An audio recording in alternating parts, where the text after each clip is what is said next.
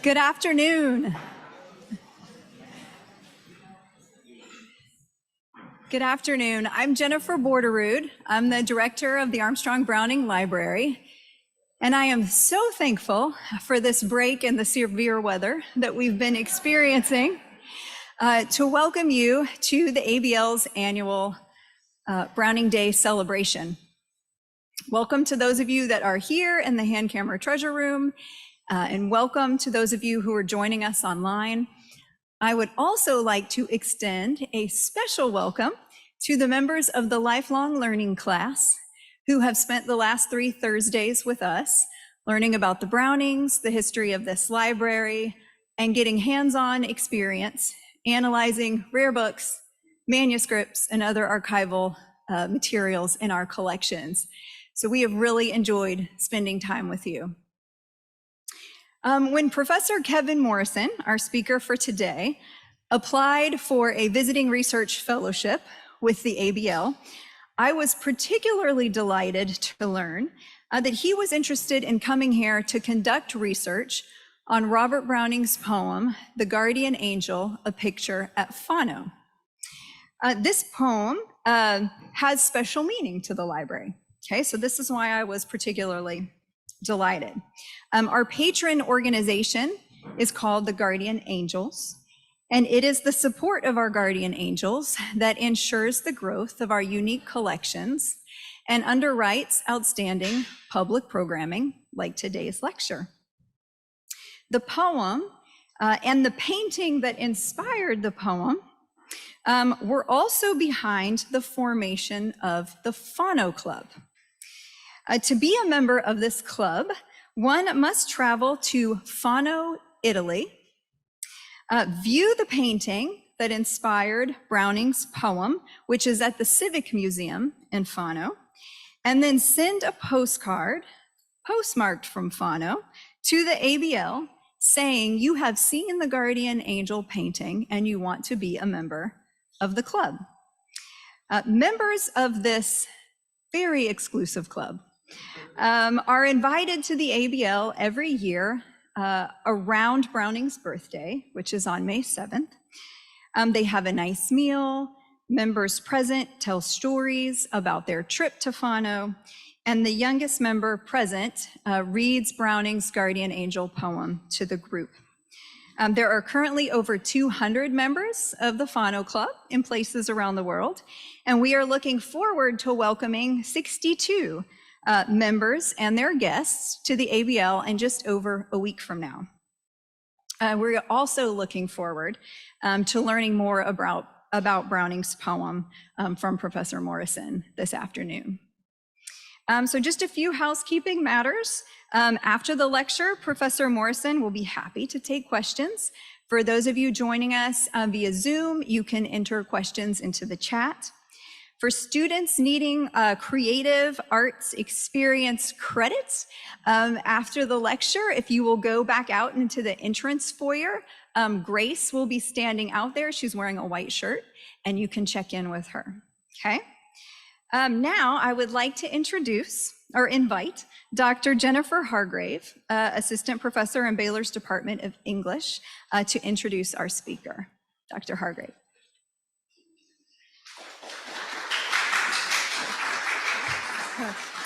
Good afternoon, everyone. I want to begin by acknowledging the Waco people of the Wichita Nation, upon whose territorial lands Baylor University in part resides. It is my honor today to introduce our speaker for this year's Browning Day lecture, Dr. Kevin Morrison.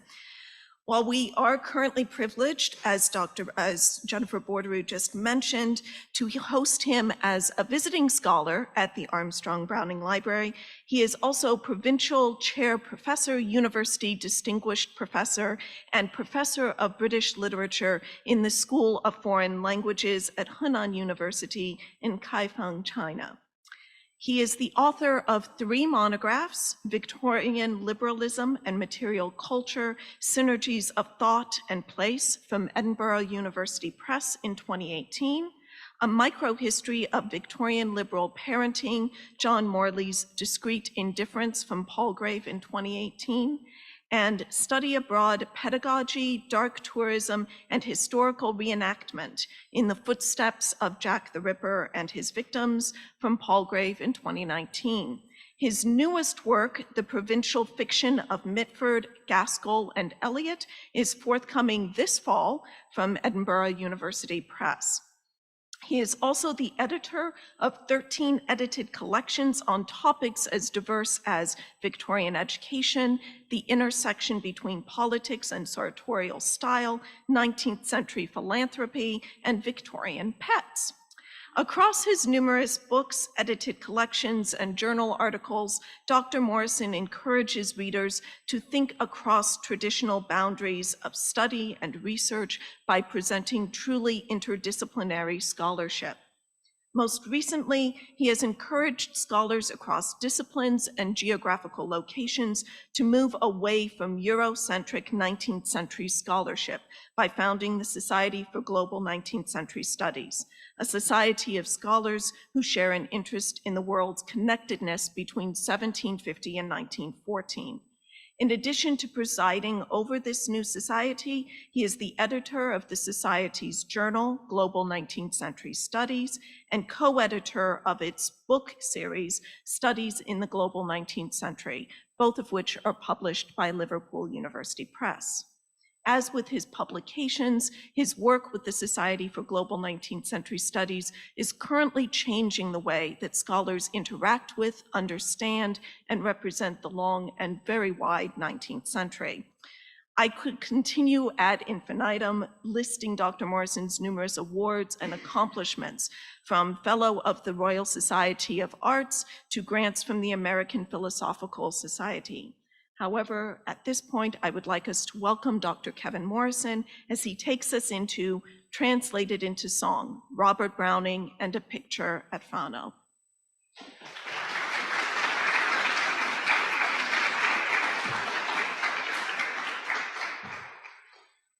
Thank you so much, Dr. Hargrave.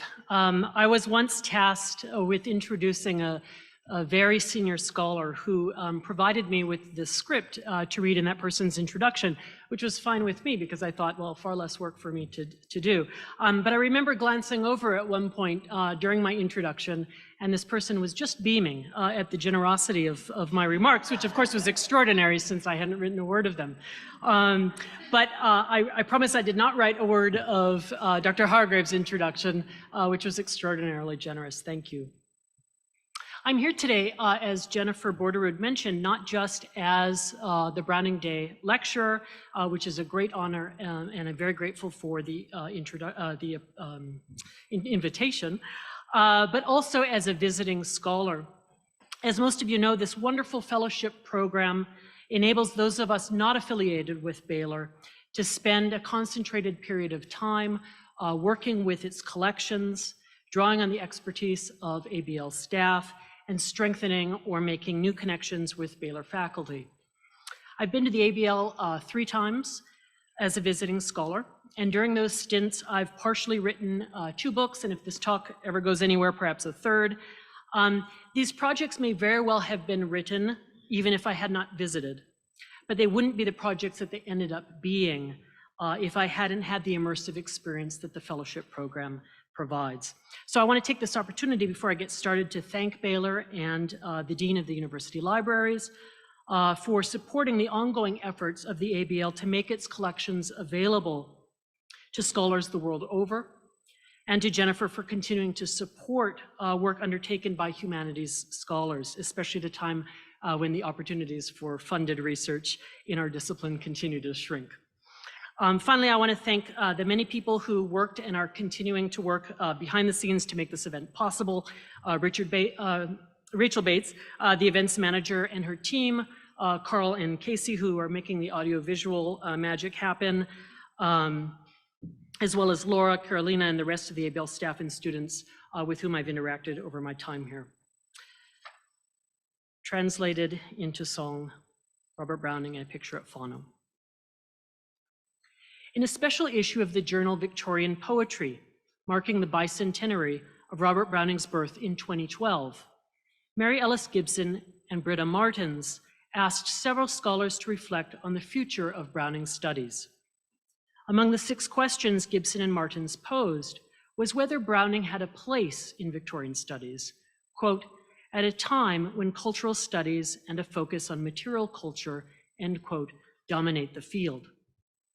The assumption implicit in the question is that the study of material culture, artifacts, objects, stuff, things, which has been brought to the fore by cultural studies, a multi or post-disciplinary academic field concerned with the role of culture in creating, structuring, and maintaining relations of power and social practices, relegates the literariness of the literary to the margins of scholarly inquiry. The participants in Gibson and Martin's virtual roundtable, Isabel Armstrong, Sandra Donaldson, Warwick Slynn, Herbert Tucker, and John Wolford, all names that will be familiar to many of you, had much to say in response to the other questions, but relatively little about the implications for Browning of the turn to materiality. I want to revisit this question, which was largely unaddressed at the time, by considering one of Browning's least analyzed poems, The Guardian Angel, A Picture at Fano, from his 1855 collection, Men and Women. Instead of seeing the study of material culture as antithetical to the analysis of verbal process and literary convention, I want to consider here the complex relationship between objects of the past and Browning's poetic thought and language.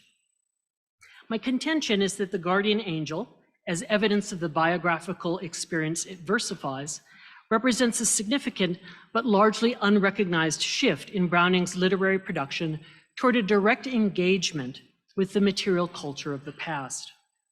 While visiting the Church of St. Agostino in Fano, Italy, Browning began to develop a practice of translation, taking an idea about the past generated in his mind by a single historical object on which he had focused his perceptual attention and making it the basis of a poem. My elaboration of this argument is complicated by Browning's reticence to discuss his reasons for writing. As Richard Altick has observed, we are rarely told what he was brooding about at the time, what train of thought, what emotional mood formed the inspiration and background for a particular poem. Yet Browning's susceptibility to external provocation has been consistently noted by critics over the years. As J. Hillis Miller argued long ago, there is something casual or accidental about Browning's poems, as if he needed to be impelled into speaking by something outside himself.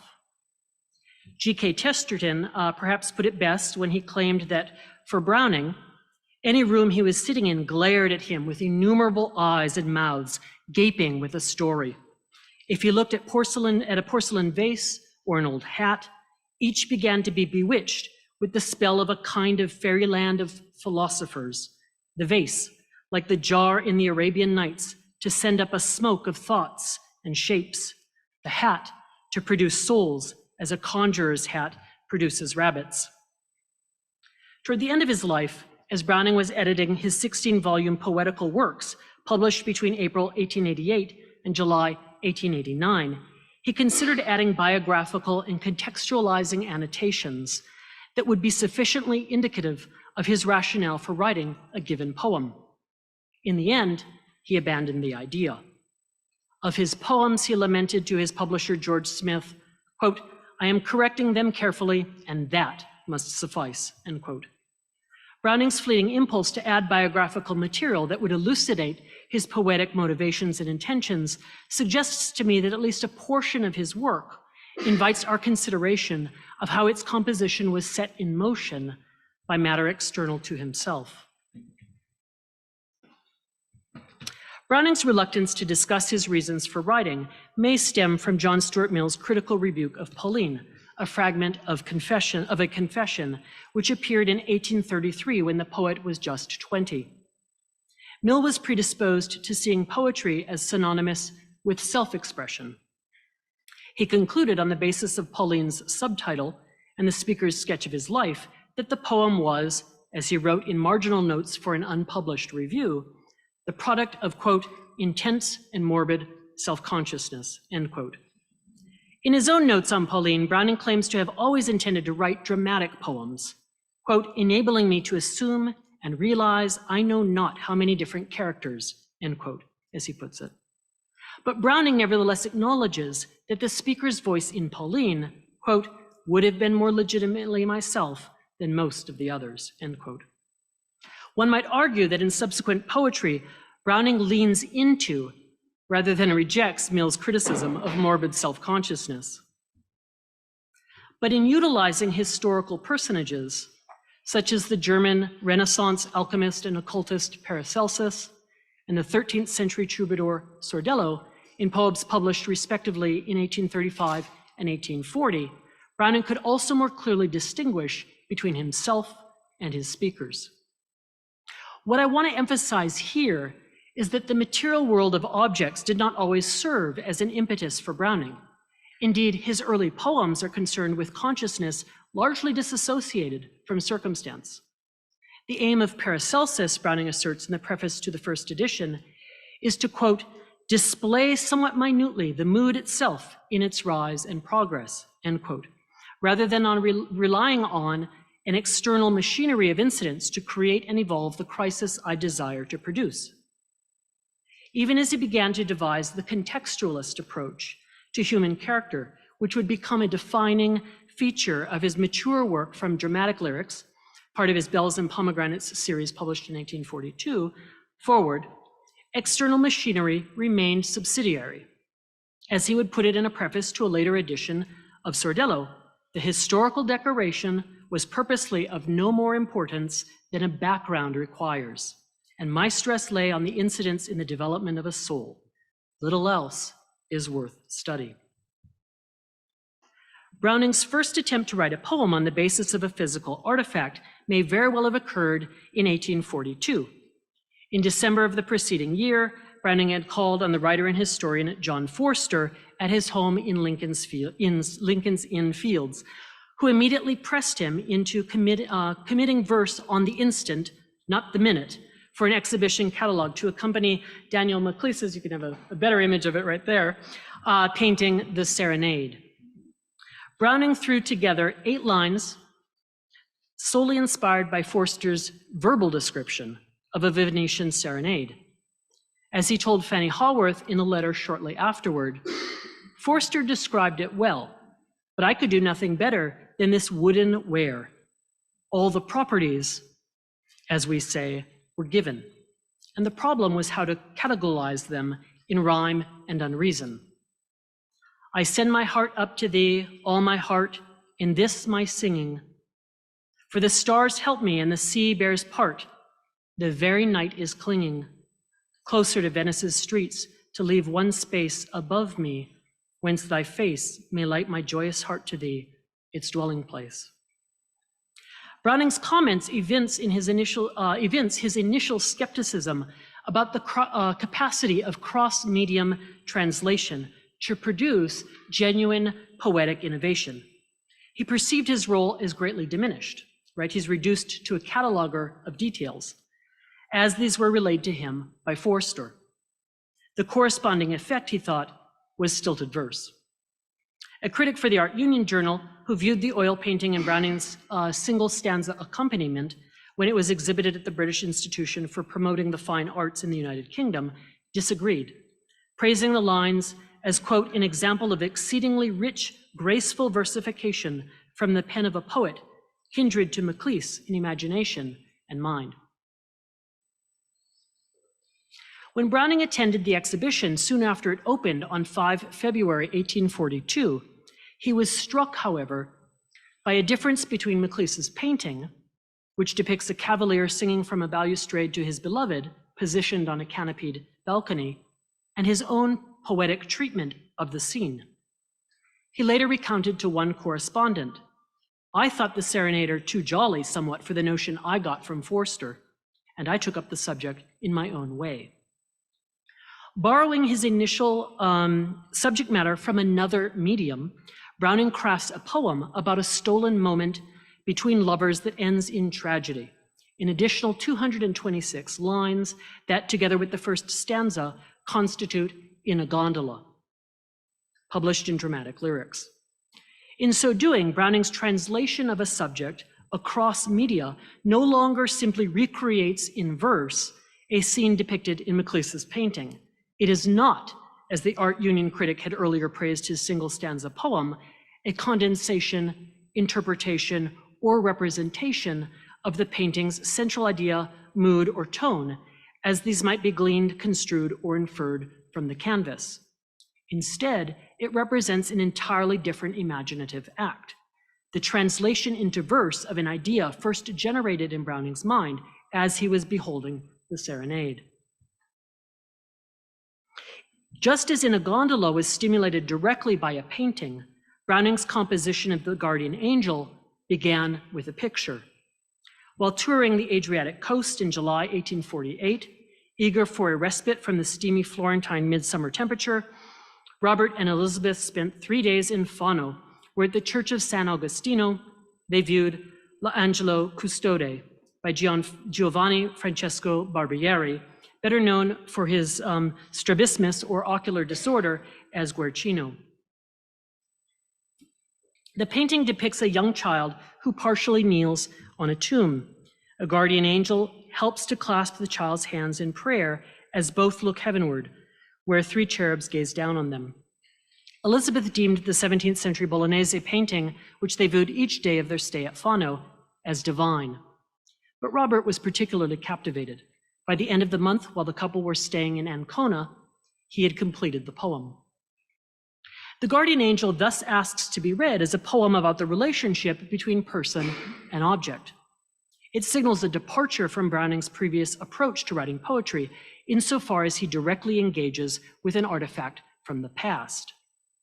John Wolford, Daniel Carlin, and Joseph Phelan have noted that The Guardian Angel is only one of a small number of Browning's poems directly inspired by works of art. But as I've argued elsewhere, the material culture of early modern Italy provided much of the impetus for, and is amply evident in, Men and Women.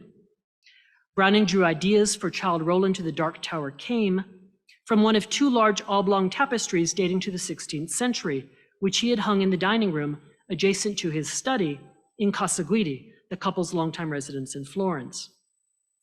2 artworks that Browning acquired secondhand in the Florentine market stalls provided the ideational germ for old pictures in Florence. Christ at the Column, an oil painting perhaps inaccurately attributed by Browning to Antonio Polailo, which depicts the Savior in half-length tied to a column with landscape scenes and various saints depicted in the background. A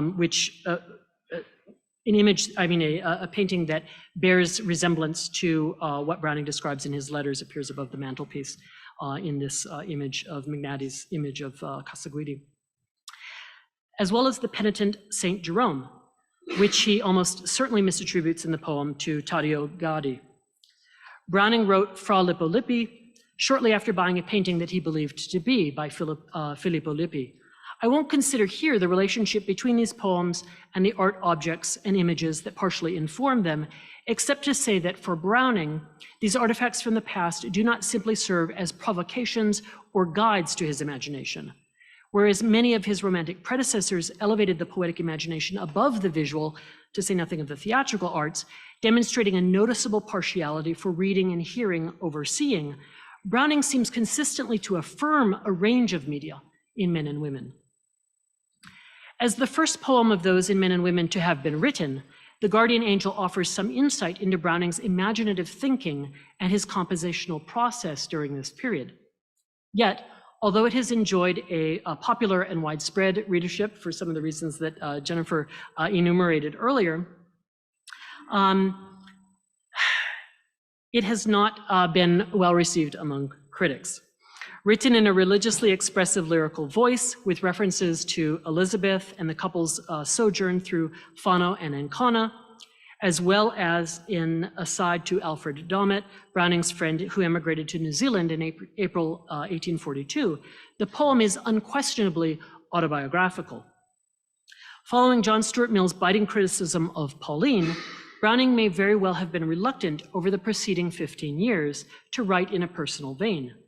But if his letters to Elizabeth during their courtship are any indication, he had long been interested in writing autobiographical lyric poetry.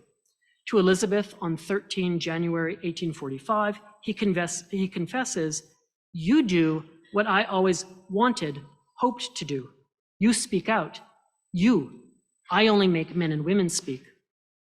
Elizabeth objected to what she saw as a false choice between writing dramatic poetry and lyric verse that is autobiographical in orientation. Quote, "I am conscious of wishing you to take the other crown besides," she writes to him in May 1846. While insisting that the dramatic is the highest faculty, she urges him, quote, "after having made your own creatures speak in clear human voices, to speak yourself out of that personality which God made, and with the voice which he tuned into such power and sweetness of speech. I do not think," she concludes, "that with all the music in you, only your own personality should be dumb." In addition to being the earliest poem of those in Men and Women to have been written, The Guardian Angel is also the first poem that Browning composed after his marriage. It reflects the encouragement Elizabeth had given him to speak in his own voice. As a result, critics have tended to read this voice with faint or explicit embarrassment.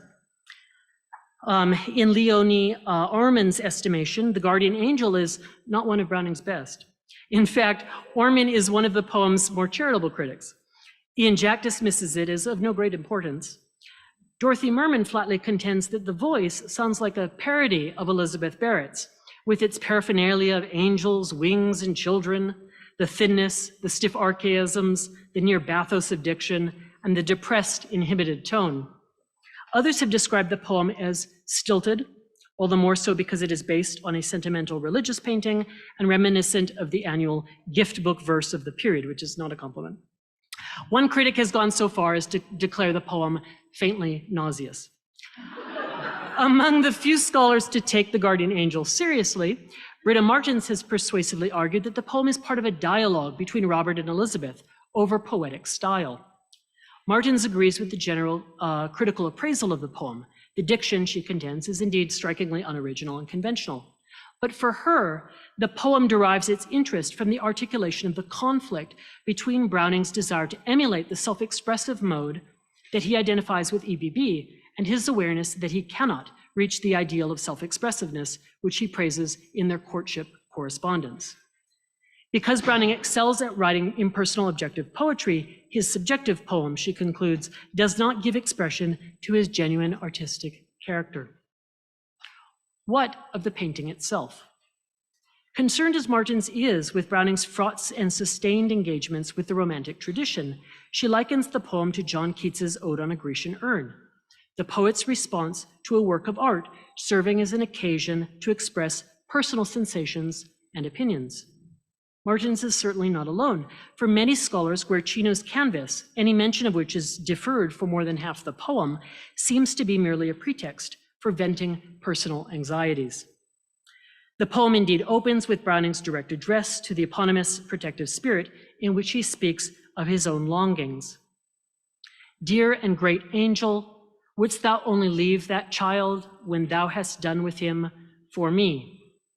Let me sit all the day here, that when eve shall find performed thy special ministry, and time come for departure, thou, suspending thy flight, mayest see another child for tending, another still to quiet and retrieve." For some critics, these lines are expressive of an infantile yearning for a protective maternal figure, or reflect a nostalgia for childhood, which was a common motif among the Romantic era poets with whose work Browning had a complex relationship. Yet insofar as the subtitle, A Picture at Fano, frames the poem and is intended to inform the reader's perception of it, the physical presence of Guercino's painting is not elided in the first stanzas. It is strongly foregrounded. Indeed, the opening stanza begins from the vantage point of someone outside the frame of the picture looking on, and it refers to aspects of the depicted scene as well as to Browning's response. The first stanza and the four that follow call on the reader to suspend one's disbelief that the poem is written before the painting itself. Looking up at L'Angelo Custode from his seat, Browning beseeches, "Dear and great angel, wouldst thou only leave that child when thou hast done with him for me?" He declares, let me sit all the day here. And he imagines, then I shall feel thee step one step no more from where thou standest now to where I gaze, all in the present tense. This pretense of dictic simultaneity is a characteristic of ekphrastic poetry. As James Heffernan pithily defines the concept, ekphrasis is the verbal representation of visual representation. That's not really the case here. Although the poem begins with a real painting, it is not ekphrastic, for reasons to which I'll return, in the usual sense.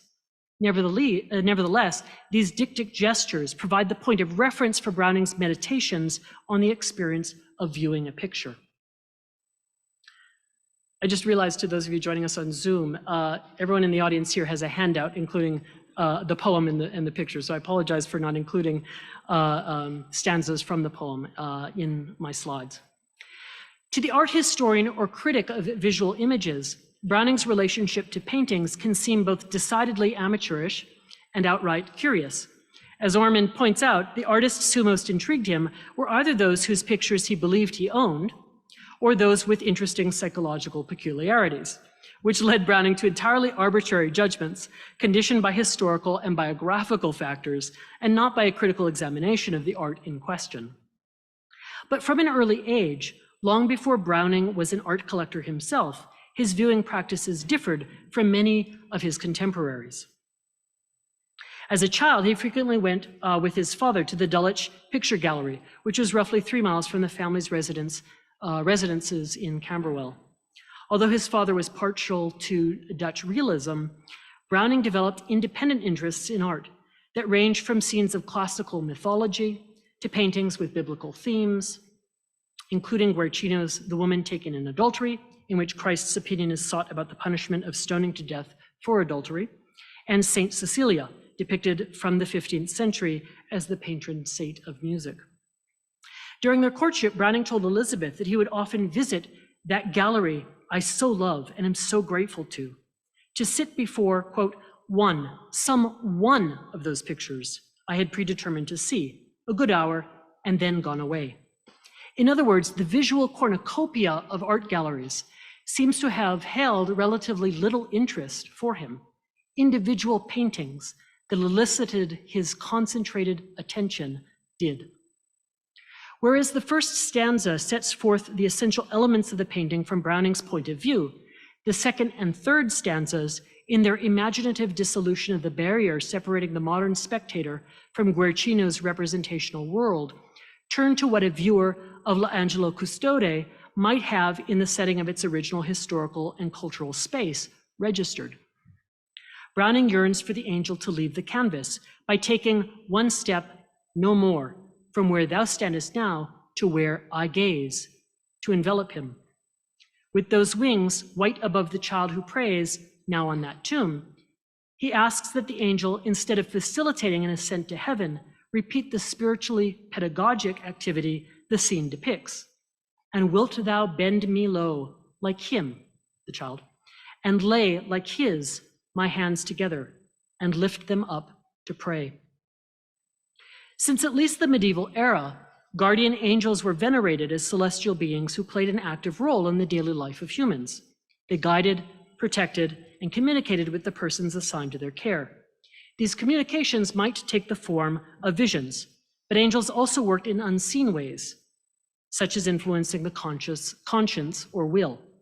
Guardian angels obtained formal endorsement in late 16th and early 17th century Catholic Europe through a series of papal proclamations and decrees, including Pope Sixtus V's contention in 1586 that each human soul had a distinct spiritual companion, and Pope Paul V's institution in 1608 of a universal feast of the Holy Guardian Angels.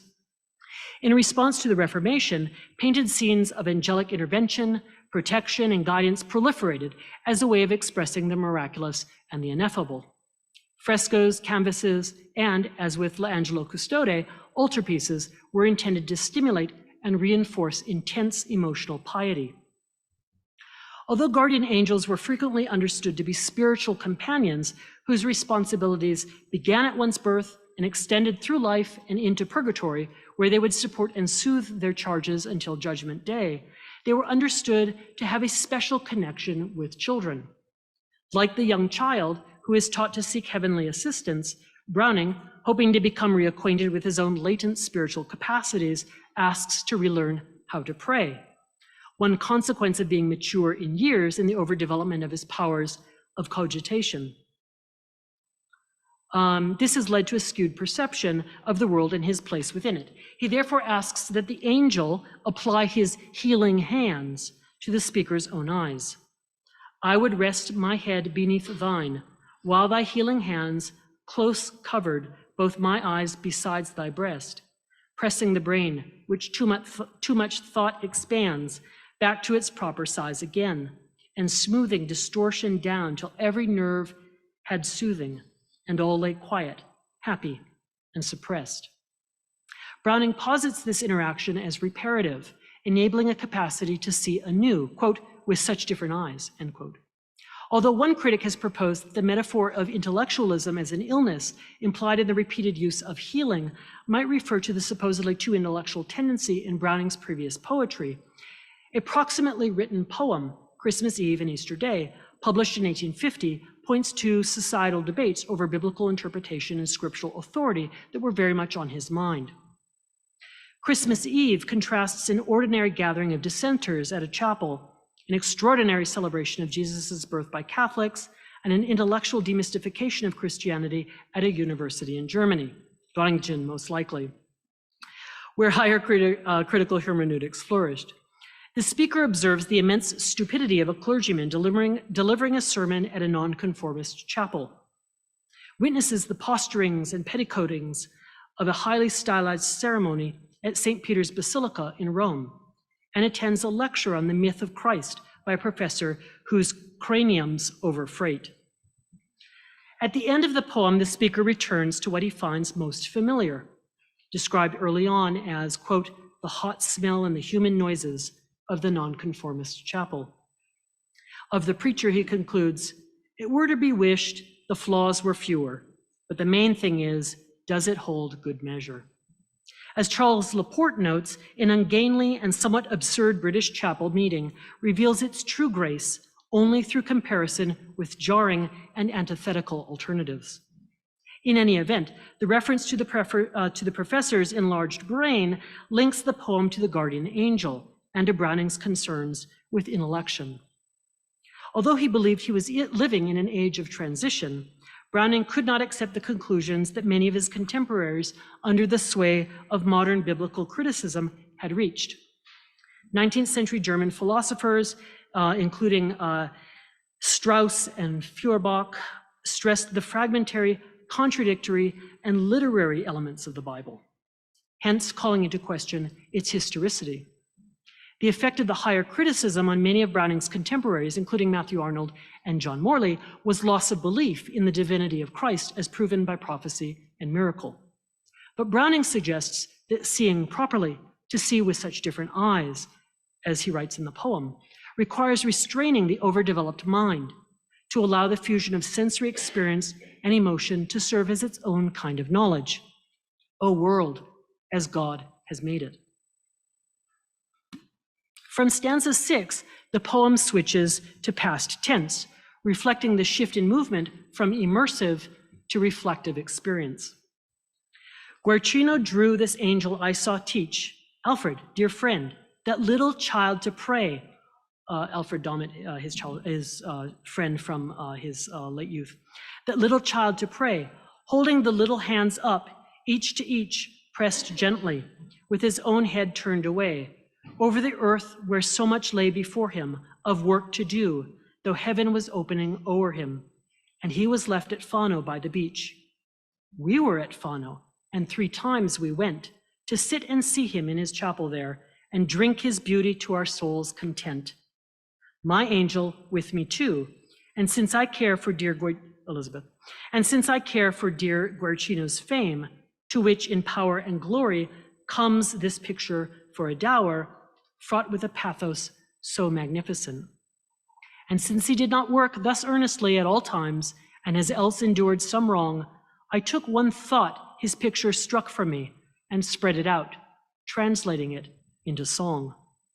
What Browning emphasizes in these stanzas is the painting's capacity in its beauty and magnificent pathos to stimulate an affective response to what cannot be apprehended rationally. As Browning notes, the painting speaks first to their soul before it generates the thought that becomes the basis of the poem. While Browning was writing the bulk of the poems that are included in Men and Women, he was also reading widely in art history. Vasari's lives of the most eminent painters, sculptors, and architects perhaps sheds the most light on Browning's approach to art. It is unclear exactly when he began reading Vasari, but he owned a 13-volume edition published between 1846 and 1857, and as the Browning letters indicate, he was reading it between 1848 and 1853, this period of intense composition. To her close friend, Julia Martin, in April 1853, Elizabeth reported that Robert was, quote, fond of digging at Vasari and goes to and from him constantly, making him a betwixt and between to other writers, end quote. An artist and a passionate collector of Renaissance objects, Vasari provides a sweeping account of the period's art, from its beginnings, dominated by figures such as Cimabue and Giotto, to mid-period represented by Brunelleschi, to Masaccio and others, to its culmination in the work of Michelangelo, Leonardo, and Raphael. And I hope no one here is Italian because I am doing the best that I can. Vasari's multi-volume work provides the reader with more than biographical sketches and anecdotes about art and artists. It also models a certain approach toward Renaissance objects. His repeated characterization of their being regarded by their owners as sanctified gave them, as Paula Findland persuasively argues, an added charge that many pagan antiquities did not have. Of another, he states, Vasari, that it is treasured as if it were a relic, for the love which he, the owner, bears to the art, and more especially to Raphael. This sheet I now keep as a relic, he says of a drawing of Michelangelo. He keeps a piece by Giotto as a rare and valuable relic of the master. For Vasari, these cultural fragments were wonder-working objects through their ability to restore the mind and the soul in their contemplation. Now, to be clear, Browning is not, it seems to me, responding to the religious thematic content of L'Angelo Custode or other paintings he collected and admired at the time. Elizabeth perhaps speaks for both of them when she writes in May 1850 to her sister Arabella about a particularly fortunate discovery that her husband made in one of the Florentine market stalls. A few days since, Robert fell on some pictures in a corn shop outside the city walls and was much struck by one called the Eterno Padre, by a Christ with an open gospel in his hand, by a crucifixion which was curiously Giotto, and two smaller pictures. When he told me of them, I said, "Oh, but I do hate those subjects, the Eterno Padre." "So do I," said he, "but it's a very fine picture." Elizabeth ultimately agreed, as she notes toward the close of the letter. It is a deep, solemn, moving picture. As the first and seventh stanzas of The Guardian Angel suggest, Browning, accompanied by Elizabeth, continued the practice he developed in his late childhood and youth, while visiting the Dulwich Picture Gallery, of strenuously focusing his attention on a single painting. "Let me sit all the day here," or "We were at Fano, and 3 times we went." Browning's own description of his intense affection for the Dulwich Picture Gallery in his letters to Elizabeth during their courtship, "That gallery I love so much," indicates that he did not look at an individual artwork with a critical eye to render a considered evaluation. Even if his sole motivation had been to study a painting's texture, color, and given the kinds of works to which he confessed partiality, narrative, one cannot spend an hour or more gazing at a single work without thinking of oneself in some kind of relationship with it. By studying paintings and other historical objects, he attempted to understand the forms of engagement, subliminal, vicarious, intuitive, these items invited or demanded in their own times. With the historical objects that he encounters during this period in Italy, Beginning with L'Angelo Custode, Browning attempts to think through the capacity of poetry to make different kinds of demands on its readers. He wants, as a poet, to realize the intensities of passion and perception that he recognizes in the emotive and coloristic late medieval and early modern Italian paintings he viewed and collected during this period, as well as the gilded decorative objects and furniture carved in high relief that he acquired for Casa Guidi. As Browning told the French critic Joseph Milsand, a longtime friend in 1853, while working on Men and Women, he wanted his readers to be confronted with more than just speeches, and was thus including, quote, more music and painting than before, so as to get people to hear and see. Elizabeth similarly asserted in a letter to Arabella that same year that the collection of lyrics on which her husband was working would contain, quote, a good deal of Italian art, pictures, music. Browning, who characterized one form of poetry as rhyme and unreason in his letter to Fanny Haworth, which I quoted earlier, had long sought to affirm other ways of knowing beyond reason. But it is during this period that he begins to recognize that a poem can, when setting thought in motion through its evocation of sensory experience, in the case of this poem, hearing, with the mimicking of direct speech through the use of apostrophe, touch, the warm envelopment of the guardian angel's embrace, taste, through the the metaphorical use of the word drink, and of course, sight, through the spectator's gaze, but also the closing of one's eyes to see anew, push the reader beyond what the individual thinks one knows about the past. In this case, how people in the past interpreted the world around them, and how either their creations or the things they prized infused that world with meaning. Because Browning insists that the poem is written out of concern for dear Guercino's fame, its meaning cannot ultimately be reduced to an expression of personal anxieties. In fact, Browning explicitly links the concrete, sensuous detail of the painting to his own literary production. Whereas in the third stanza, Browning calls on the guardian angel to lift up his hands in prayer, gently tethering him with thy garments spread. It is in the 8th stanza that the thought on which the poem is based is itself spread out in its repeated use of the word and translated into song. This is, of course, a translation that is faithful not solely to a representation already on the canvas, but also to the thought that, under conditions of heightened perceptual attention, the painting engenders. Thank you.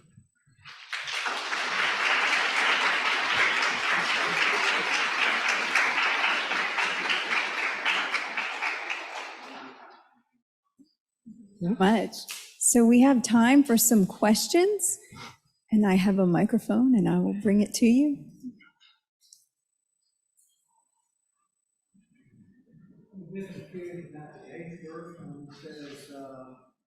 And at all times and has else endured some wrong. What is he referring to I'm sorry, could you speak up a little? Yes, in the 8th verse in the 2nd line, it says, at all times and has else endured some wrong. Is he referring to the artist having endured wrong? Yes, to the reception of Guercino over time, and the painting in particular, but his artworks more generally. And actually, interestingly, later they turn their back on Guercino and they embrace late Renaissance rather than early Baroque painting for reasons that we don't have to get into here. But nevertheless, he's partly responding to what he sees as the poor reception of Guercino's work.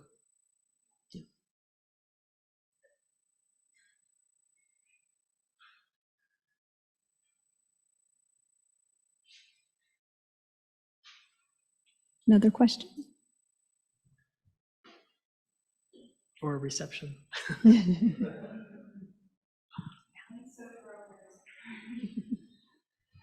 We'll get to you.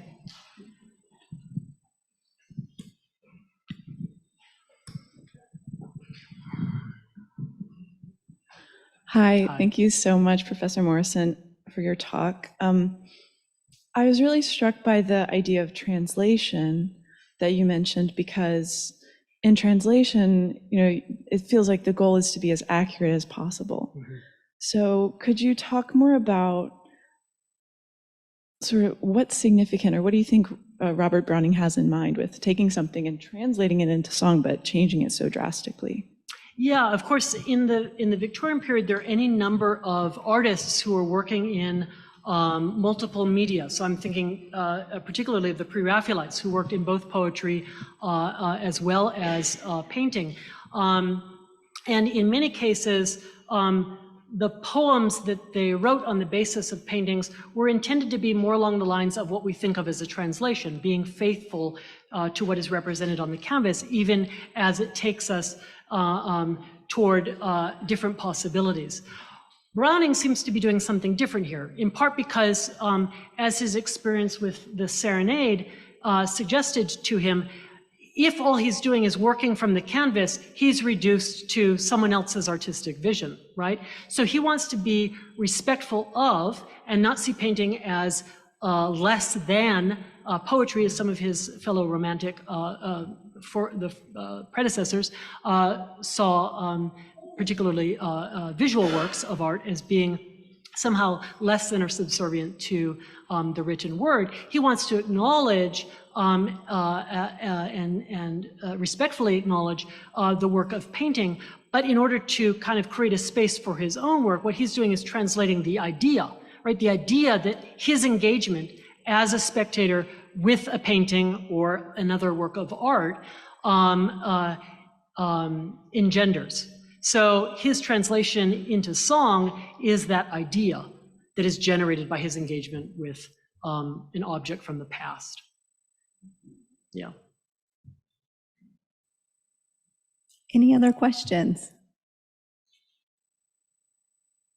And I'll just add to that by saying that I think what he's particularly interested in, right, is given the contextualist approach that Browning develops over the course of his career as a poet, he's particularly interested, I think, in this period, in how people in times past would have responded to those works of art. So the second and third stanzas, in which that line that kind of dissolves between spectator and painting, is, I think, in part an attempt to capture something of an original viewer's engagement with a painting, right? Who would have seen a canvas of angels very differently than Browning would in his own time. Professor Morrison, thank you so much. Will you all join me in thanking him once again?